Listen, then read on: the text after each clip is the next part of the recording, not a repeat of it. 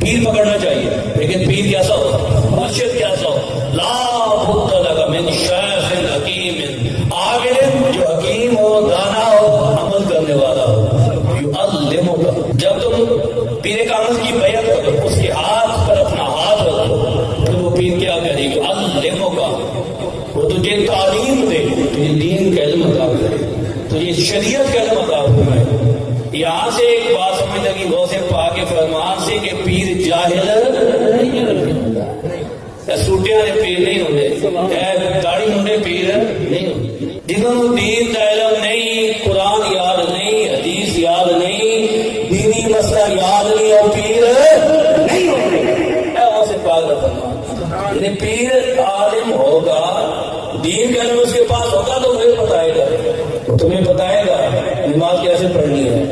نماز کے مسائل بتائے گا، شریعت کا بتائے گا، یعلم ہوگا، وہی ہاتھ سے ہوگا، وہ تجھے تہذیب یافتہ کر دے، تیرے دل کی غلاظت، تیرے دل کی گندگی کو دور کر دے، دنیا کی محبت کو تیرے سینے سے نکال کر اللہ کی محبت پیدا فرما دے، تجھے نبی کے ناموس کا سپاہی بنا، نبی پاک کی خدمت